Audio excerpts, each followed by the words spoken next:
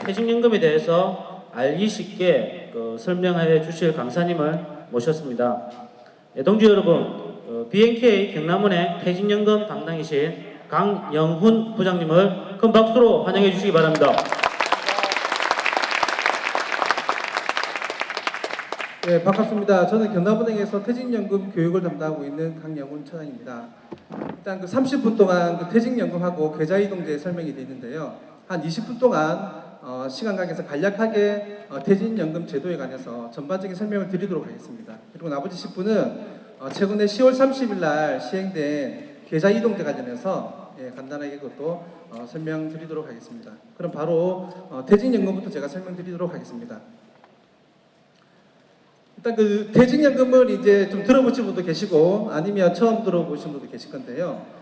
일단 우리나라 근대법에 의하면 12개월 이상 계속 근무를 하면 퇴직금을 지급하게 되어 있습니다. 그래서 근대법에 명시되어 있는 퇴직금 제도는 첫 번째 이제 기존 퇴직금 제도, 그 다음에 앞으로 이제 여러분들이 도입하게 될 퇴직연금 제도, 이 두 가지 제도를 병행하고 있는데요. 사업주는 이 두 가지 제도 중에 하나를 선택해서 운영하게 되어 있습니다. 그래서 퇴직연금을 도입하지 않은 여러분 같은 지금 업체 같은 경우는 기존 퇴직금제를 유용해서 쓰고 있다, 이렇게 보시면 되겠는데요. 퇴직연금 제도로 간략히 말씀드리면 보시다시피 퇴직금 지급 재원을 외부의 금융기관에 적립하고 사용자 또는 근로자의 지시에 따라 운용하여 퇴직시 지급 시 연금 또는 일시금으로 지급한다, 이렇게 되어 있습니다. 그래서 기존 퇴직금 제도하고 퇴직연금 제도하고 가장 큰 차이가 어떤 거냐면은 퇴직금 보관입니다. 지금 기존 퇴직금 제도에서는 회사에서 여러분 퇴직금을 미리미리 적립해서 내부적으로 회사 내부에서 여러분 퇴직금을 관리하고 운용하고 지급하고 있습니다. 그런 여러분 퇴직금 자금을 퇴직연금을 도입하게 되면 금융기관으로 따로 여러분 퇴직금을 예치해서 금융기관에서 운용하고 있다가 여러분이 퇴직하게 되시면 지급한다는 내용입니다. 그렇게 외부에 이제 지급하게 되는 예치하는 이유는 사실은 대기업이라든지 카이처럼 탄탄한 회사들은 그럴 리가 없겠지만 일반 우리나라 기업들 같은 경우는 특히 요즘에 이제 경기 변동도 심하고 하기 때문에 기업이 운영이 잘 될 때는 근로자들 임금이라든지 퇴직금이라든지 지급이 잘 됩니다. 잘 되는데 또 회사가 어려운 상황에 처했을 때는 퇴직금을 받지 못하는 경우도 생길 수 있습니다. 그래서 고용노동부에서는 근로자들의 퇴직금 수급권을 보장하기 위해서 어차피 퇴직금이라 하는 것은 근로자들께서 노동력을 제거한 후불적인 성격이기 때문에 어차피 미래 수익자는 퇴직 시의 근로자 여러분입니다. 그렇게 해서 회사 내부 자금하고 근로자들한테 지급해야 퇴직금하고 분리해서 관리해라, 이런 뜻입니다. 그래서 회사가 힘든 상황에 처했다 하더라도 직원들의 퇴직금은 외부의 금융기관에 안전하게 보관되어 있기 때문에 언제든지 퇴직금을 여러분께서 안전하게 받아갈 수 있다, 이런 큰 틀에서 퇴직연금 제도를 시행한다고 보시면 되겠습니다. 그 다음에 아까 말씀드린 것처럼 퇴직연금은 현재는 지금 선택사항입니다. 퇴직연금을 하건 기존 퇴직금 제도를 하건 노사 합의에서 한 가지만 할 수 있겠는데요. 지금 이제 정부에서 발표한 사적연금 활성화 방안에 의해서 앞으로 이제 퇴직연금은 선택이 아닌 의무사항이 됐습니다. 그래서 보시다시피 당장 2016년부터는 300인 이상 대기업부터 연차적으로 수행하게 되어 있고요. 그래서 나중 되면은 10인 미만은 2022년에는 10인 미만 사업장까지 다 완료하도록 하게 되어 있습니다. 그래서 퇴직연금은 이제 의무사항이기 때문에 우리나라의 퇴직금 제도 급여가 이제 기존 퇴직금 제도는 이제 없어지고 모두 퇴직연금 제도로 통일된다, 이렇게 아시면 되겠습니다.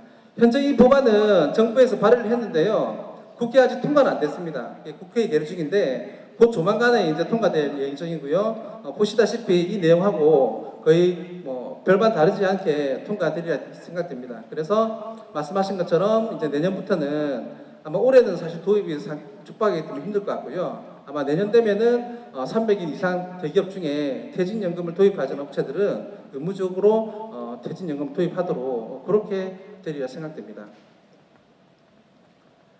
그래서 우리나라 퇴직금 제도는 설명드린 것처럼 기존 퇴직금 제도가 있고요. 그 다음에 퇴직연금 제도, 이렇게 있습니다.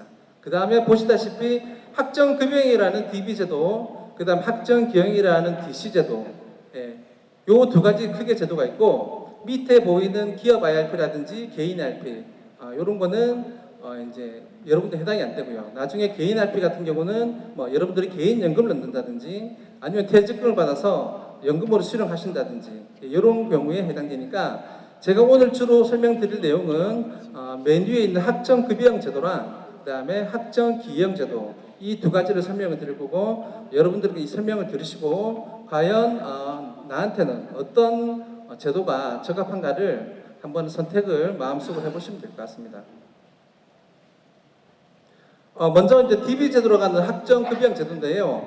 이 제도는 사실 그 퇴직금 제도를 하건 퇴직연금 제도를 하건 근로자 여러분들은 차이가 없습니다. 예, 단지 말씀드린 것처럼 퇴직금 제도만 금융기관에 따로 예치한다는 거고 여러분들이 수령하게 되는 퇴직금은 만약에 퇴직하시면 퇴직 당시에 그러니까 임금하고 호봉이 제일 올랐을 때 퇴직 당시에 30일 평균임금 가지고 근무연수만큼 이렇게 수령해 가는 것이 학정급여형 제도입니다. 그래서 기존 퇴직금 제도를 하시고 계시기 때문에 이 제도는 거의 기존 퇴직금 제도하고 거의 같은 그런 제도라고 보시면 되겠습니다. 그래서 회사는 여러분들 이제 퇴직금에 대해서 금융기관 예치를 하는데 그 예치하는 금액을 어떻게 예치하느냐라고 설명을 드리면 만약에 카이에 여러분들 직원 퇴직금이 예를 들면 총 퇴직하시면은 1억이 발생한다라고 한다면 현재까지는 올해까지 정부에서는 직원들 퇴직 부채의 70% 이상만 적립하도록 권고하고 있습니다. 그래서 최소 적립금이 70% 이상이고요. 즉 뭐 1억이 발생한다면 최고 7천만 원 이상 적립하도록 이렇게 권고하고 있습니다. 지금 의무사항이 아니기 때문에. 그래서 내년부터는 뭐 80%, 그다음 2년마다 10%씩 올라가서 나중에는 직원들의 퇴직급여 부채 100%를 적립해서 수급권을 또 보장한다는 계획을 가지고 있습니다. 그 다음에 이제 요거는 이제 DC 제도라고 해서 학정기형 제도인데요. 쉽게 말씀드리면 예전에 중간정산 방식하고 똑같습니다. 예전에 이제 중간정산 제도가 있었을 당시에는 뭐 어떤 회사들 같은 경우는 연봉제를 하시는 회사들은 연봉 이제 급여 안에 퇴직금이 포함되어 있거나 아니면 보통 1년을 근무하시면 한 달치 월급 정도를 퇴직금으로 중도에다 정산해서 개인 급여 계좌에다 넣어주는 방식이었거든요. 근데 아시다시피 2012년 7월 26일 날 근대법이 개정되면서 우리나라에 중간정산 제도가 없어졌습니다. 그렇게 해서 중간정산을 못 해주기 때문에 사업주들은 근로자 개인별로 퇴직연금 계좌를 만들어서 매월 넣든지 또는 1년에 한 번 넣든지 연간 임금 총액의 12분의 1에 해당하는 금액을 개인별로 적립해 주게 됩니다. 그렇게 해서 만약에 5년을 근무하시면 5년 동안 회사에서 적립해 준 퇴직금하고 여러분들 개인 퇴직계좌에서 발생하는 정기적인 이자라든지 또는 수익증권 손익이라든지 이런 부분이 반영돼서 여러분이 퇴직금을 받아가는 제도인데요. 이 제도는 학정급여형 제도와 틀리게 매년 정산해서 적립을 하기 때문에 호봉 상승이나 임금 상승분이 반영이 안 됩니다. 전혀 반영이 안 되고 그 반영 안 되는 반대급부로 정기예금 이자 수준의 수익을 가져다 주는 건데요. 그러니까 지금 현재 퇴직금 제도하고는 약간 틀린 방식이라고 보시면 되겠습니다. 이렇게 설명을 드리면 사실 금방 와닿기 힘들기 때문에 제가 다음 장에서 아주 간단한 그 표로 설명해 놨으니까 요거를 보시면 바로 이해할 수 있을 것 같습니다. 제가 카이에 입사해서 5년을 근무하고 퇴직을 하게 됐습니다. 그래서 첫 해에 1년 차에 퇴직금이 약 100만 원. 퇴직금이란 말씀드린 것처럼 법적으로 연간 임금 총액이 12분의 1입니다. 그래서 1년 12달이니까 대략적으로 한 달치 월급 정도가 퇴직금이 되겠죠. 그래서 제가 1년 차에는 1년간 퇴직금이 100만 원, 그래서 2년 차에는 105만 원 이렇게 해서 쭉 5년 차까지 근무를 했습니다. 그래서 5년 차 마지막에 1년치 퇴직금은 122만 원 정도 수준으로 제가 퇴직을 했는데요.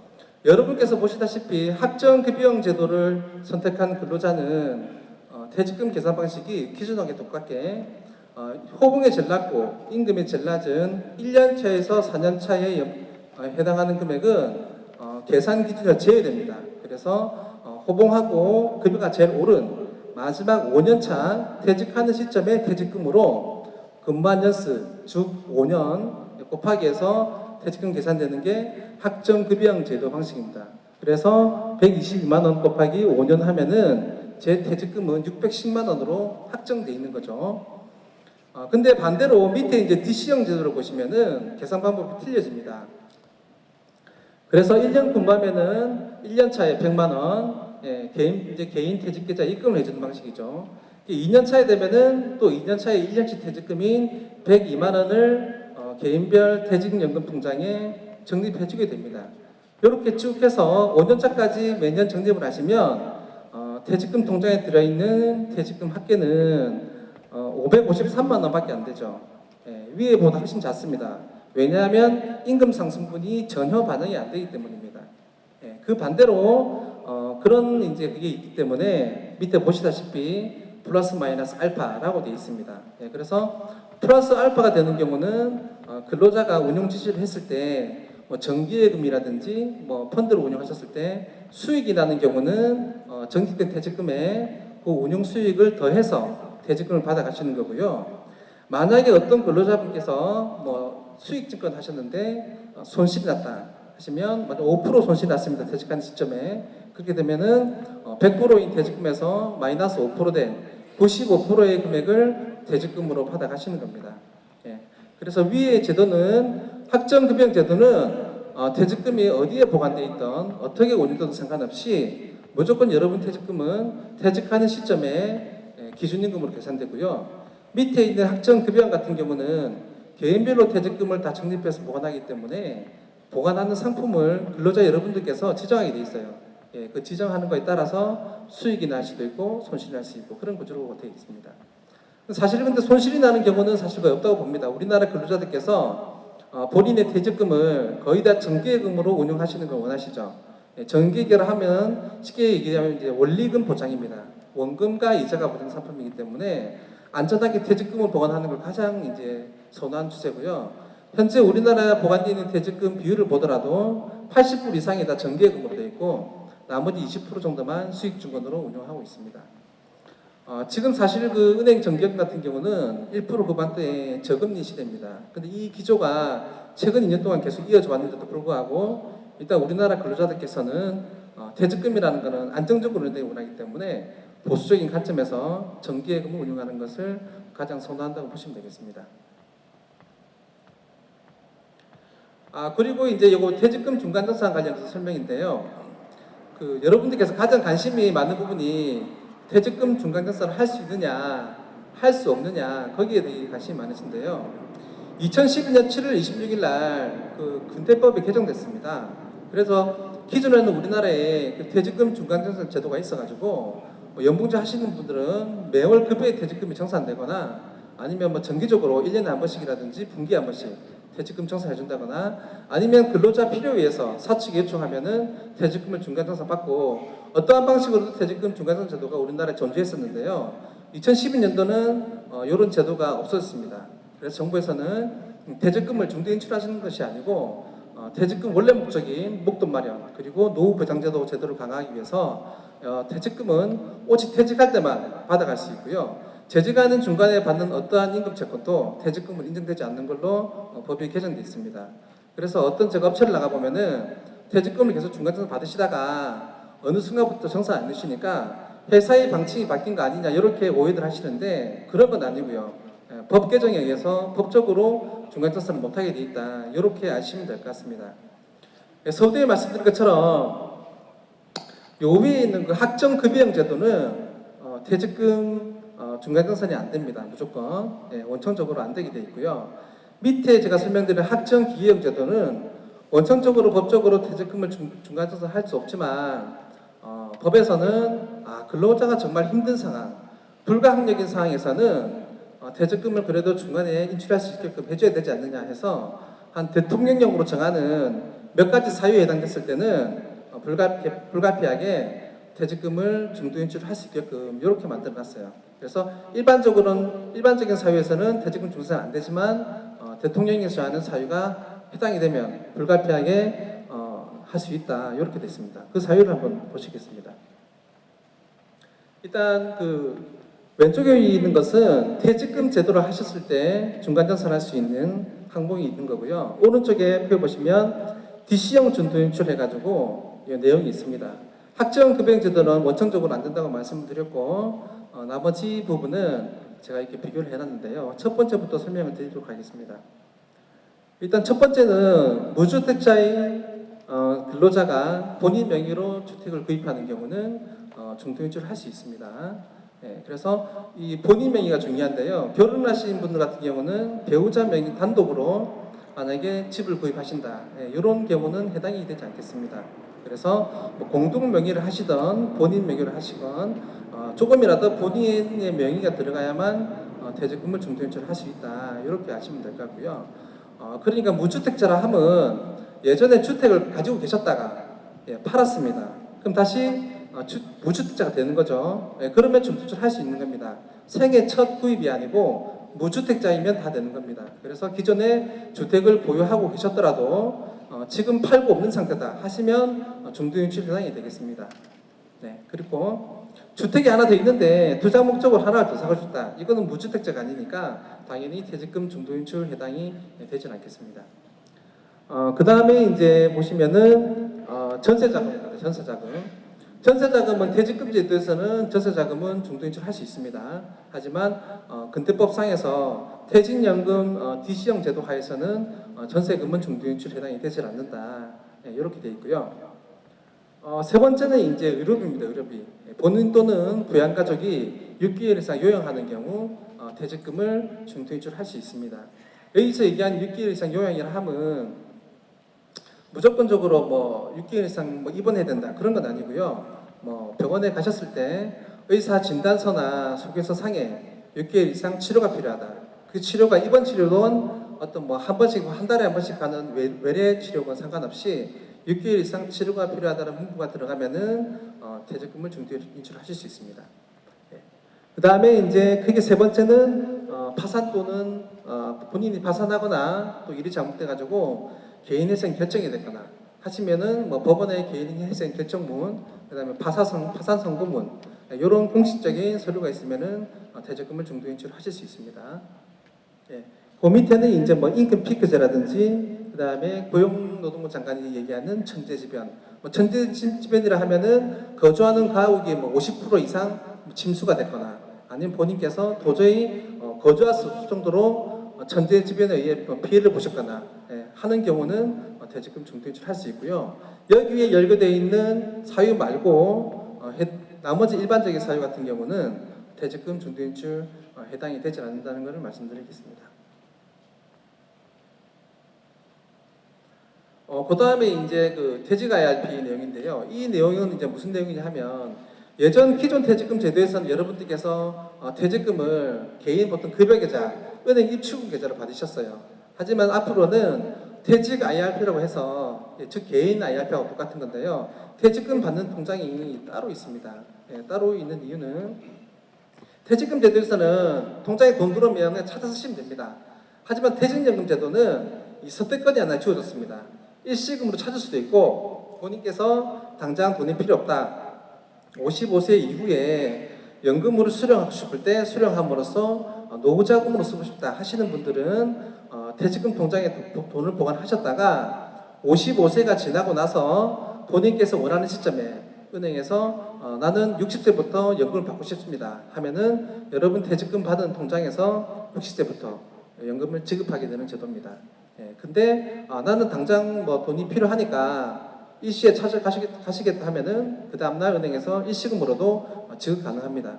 이 퇴직연금 제도를 설명드리면 많은 분들께서 꺼려하시는 게 퇴직연금이니까 무조건 퇴직금을 연금으로 받아야 되는 거 아니냐 그렇게도 오해하시는데요. 그렇지는 않습니다. 일시금도 수령 가능하고 그 다음에 본인께서 원할 때는 연금으로도 수령 가능하고 이 두 개를 근로자 의사에 의해서 선택할 수 있게 그렇게 제도가 마련되어 있습니다. 퇴직연금 제도는 뭐 금융기관에서 따로 만든 상품이 아니고 고용노동부에서 발의한 근로자 퇴직급여 보장법에 의해서 운영되는 제도이기 때문에 뭐 사측이나 노측이 일방적에 의해서 하는 건 아니고요. 노사 합의에 의해서 이러한 제도를 하겠다는 것을 노동부 장관에게 신고하게 되어 있습니다. 그래서 노동부 장관이 지방노동청에서 그 서류를 접수해서 규약에 문제가 없다 하면은 승인 신고 수리를 해줍니다. 예, 그런 절차로 퇴직연금이 도입되는데요. 일반 그 회사 같은 경우는 노동조합이 있는 같은 경우는 노동조합 대표가 대표권을 가지고 퇴직연금 규약을 작성해서 노조원의 의사를 묻어서 이렇게 도입하게 돼 있고, 그다음에 노동조합이 없는 데는 노동자 상시 근로자 과반수 이상 그렇게 투표를 거쳐서 퇴직연금을 도입하게 되는데요. 보통 이제 큰 회사 같은 경우는 노동조합에서 노동자 대표께서 노조합원들의 의견을 청취해서 단계적으로 공개적으로 도입하는 걸로 이렇게 되어 있습니다. 그래서 설명은 퇴직연금 근로자 설명을 드리고 그 다음에 근로자 대표가 규약을 작성해서 노동부 신고하고 난 다음에 공식적으로 퇴직연금은 도입이 된다. 이런 절차를 거치신다고 보시면 되겠습니다. 그 다음에 이제 퇴직연금을 도입한다고 해서 이거를 되돌릴 수 없는 건 아닙니다. 퇴직연금을 도입한다 하더라도 근로자가 퇴직연금 제도가 적합하지 않다고라는 생각이 들면 퇴직연금 제도를 폐지하실 수도 있고요. 또 폐지하셨다가 또 도입이 필요하게 되면 다시 도입하실 수 있습니다.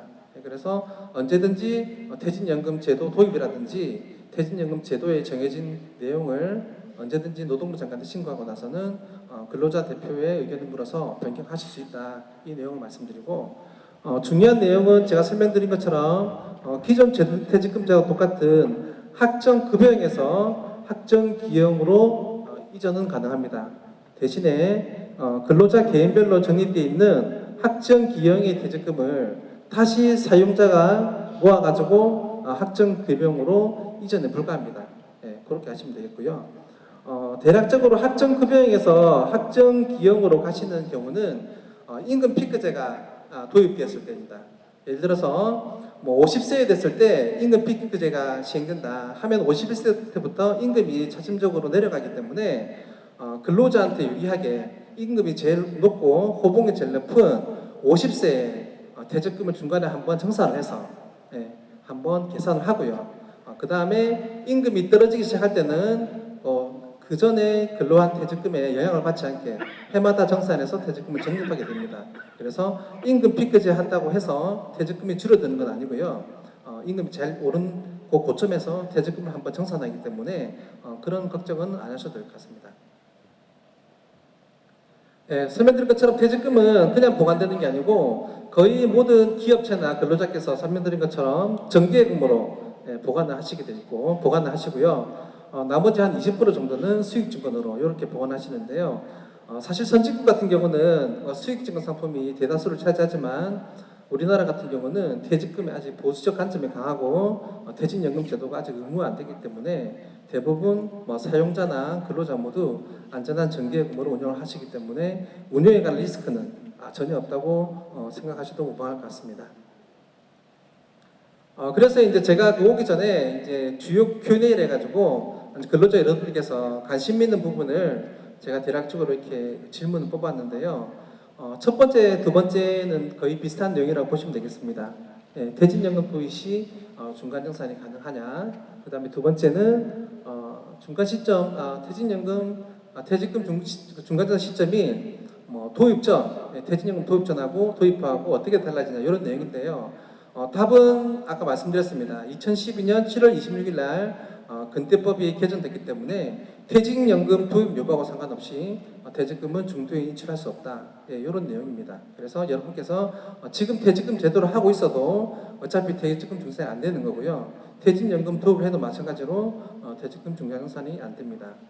이렇게 설명을 드리면 많은 근로자들께서 왜 안 되는 게 어딨냐 해주면 되지라고 말씀하실 수 있습니다. 하지만 고용노동부에서는 제가 말씀드린 주택구입자금이라든지 의료비, 그 다음에 개인 파산 회생 이런 사유에 관해서는 근로자가 중도에 인출할 때는 관공서라든지 해당 기관에 공식적인 서류가 제출돼야만 가능하고요.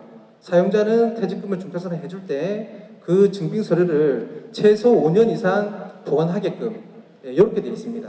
이런 절차를 거치지 않고 임의로 퇴직금이 중간정산되는 것은 법적으로 유효한 중간정산으로 보지 않는다. 대통령령에서 정하는 사유에 해당되지 않기 때문에 정당적인 중간정산 절차가 아니라고 이렇게 판시를 하고 있습니다. 이거는 법정의 판시라든지 그때 본 내용에도 설명되어 있는 내용이라고 보시면 되겠습니다. 그 다음에 이제 퇴직연금 시행 시기는 언제부터인가요? 이런 내용이 있는데요. 사적연금 활성화 방안에는 사실 이게 국회에 벌써 통과됐어야 되는데 국회에서 이제 여러 가지 문제 때문에 사실 지금 통과가 지연되고 있습니다. 하지만 설명드린 것처럼 2016년에는 300인 이상 이렇게 점차적으로 되어 있고요. 카이 같은 경우는 이제 내년에 해당이 되겠죠.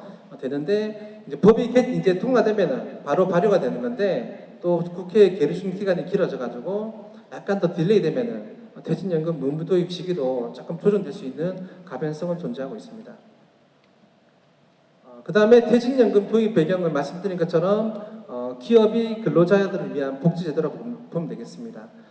왜 이렇게 하냐면은 사실 그 회사가 운영이 잘 될 때야 문제가 없지만 또 회사가 문제가 생겼을 때는 이 퇴직금이라는 게 회사의 운용자산에 포함이 되어 있는 겁니다. 지금 포함되어 있기 때문에 문제가 생겼을 때는 회사의 모든 뭐 부동산 재산이라든지 현금 재산이라든지 법적인 지급 제한이나 압류가 되는 것이죠.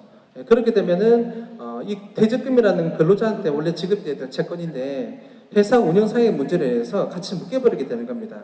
정부에서는 이제 그걸 방지하기 위해서 회사의 운용자산하고 근로자의 퇴직금은 분리해서 보관하는 게 맞다. 그렇게 함으로써 회사가 문제가 생겨도 근로자 퇴직금은 제3의 금융기관에 따로 유치되어 있기 때문에 퇴직금 지급하는데 문제가 없을 것이다 해서 도입한 겁니다. 그래서 말씀드리면 우리나라 근로자의 퇴직금 수급권을 더욱 강화하기 위한 제도다. 이렇게 하시면 되겠습니다. 그 다음에 기존 퇴직금 출연은 이렇게 설명되어 있는데요. 지금 여러분들 퇴직금은 아마 회사에서 여러분 근무기간 기준연금에 대비해서 미리 회사에서 적립해서 어떠한 방식으로든 퇴직금을 보관하고 운용하고 있을 겁니다. 운용하고 있고 퇴직연금을 도입하게 되면 그 자금을 다 각각의 금기관에 안전하게 예치를 하게 되는 것이죠. 퇴직금을 쌓는 그 기준은 두 가지가 있습니다. 첫 번째는 기존의 퇴직금, 지금까지 여러분들께서 이제 근무하신 퇴직금은 퇴직연금에 해당하지 않고 기존 퇴직금 제도로 남겨두고 지금 도입하는 시점부터 발생하는 퇴직금만 퇴직연금에 적립할 수 있고요. 아니면 여러분들이 애초에 입사하셨을 때부터 계속되는 과거에 근로한 퇴직금까지 소급해서 전체를 퇴직연금 계좌로 옮길 수도 있고 요거는 그 두 개 중에 노사 합의해서 한 가지를 선택하시면 될 것 같습니다. 이렇게 해서 이제 퇴직연금 제도를 설명을 다 드렸는데요. 이제 뭐 학정급여, 학정기여원 어떤 제도든 이제 근로자들한테 선택하게 돼 있으니까 여러분들께서는 오늘 설명 들으신 것도 있고 나중에 관심 있으신 분들은 뭐 인터넷이라든지 요즘 많이 보면 되게 잘 나와 있습니다. 그래서 도입하기 전이지만 여러분 마음속에 어떠한 제도가 우리 직원들한테 더 도움이 되는지를 마음속에 하나쯤 생각하셔가지고 나중에 퇴직연금 도입할 때 의견을 개진하실 수도 있고요. 그래서 정확히 이해하시고 도입하시면은 정말 퇴직연금 제도가 직원들한테 도움이 되는 제도이구나 이렇게 될 것이라고 믿습니다. 그러면 퇴직연금 제도는 이 정도로 하고 시간이 많이 흘렀는데요. 계좌 이동제 관련해서 제가 간략하게 설명을 드리도록 하겠습니다.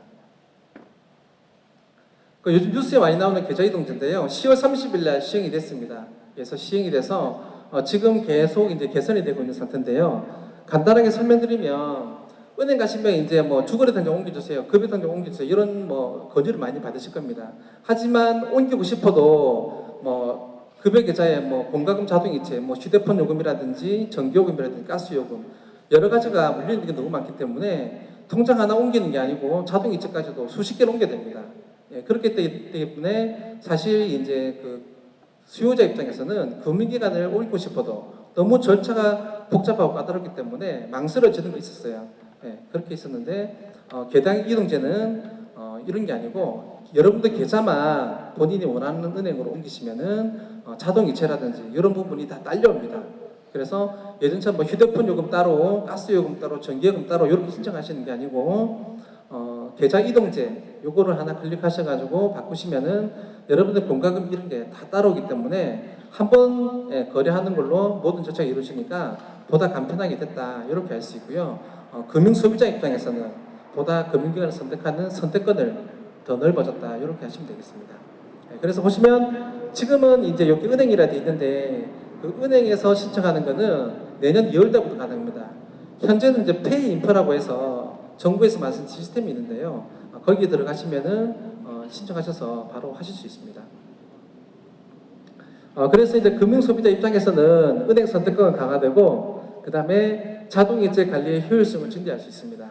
어떤 통장에는 가스비, 어떤 통장에는 뭐 휴대폰 요금 이렇게 돼 있는 걸 인터넷 패킹 들어가셔가지고 이 거래를 하시면 한 통장으로 클릭 한 번으로 다 모을 수 있어가지고 자금 관리하는데 효율성이 증대된다 이런 내용이고요.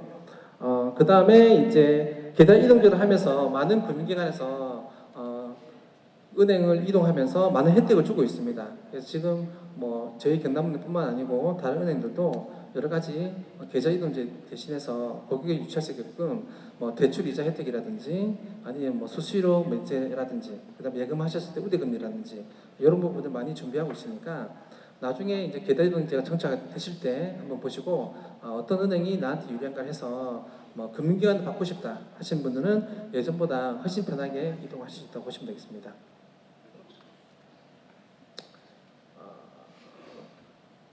그래서 이제 현재는 보시다시피 자동 납부만 됩니다. 자동 납부.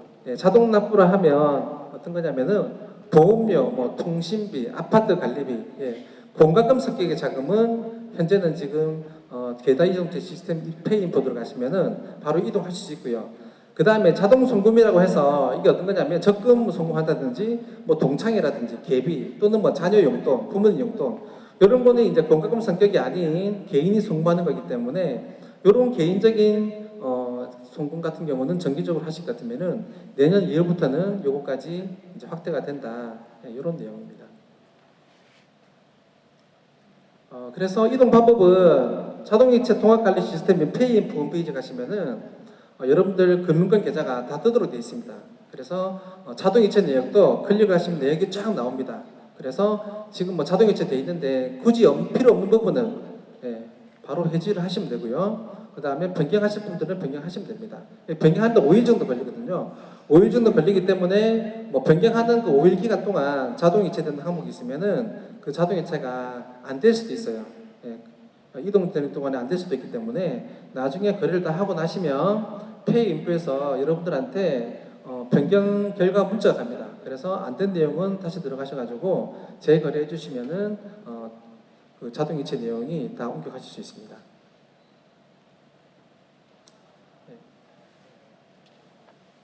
설명도 다 똑같은 내용입니다. 그래서 5일 동안 소요되고요. 급여 이체 같은 경우는 자동 납부가 아닌 자동 송금의 개념이기 때문에 현재는 안 되고 내년부터 이제 시행을 될 겁니다. 그래서 급여를 바꾸시는 분들은 회사에다가 따로 급여 이체 변경 신청을 하셔야 되겠습니다.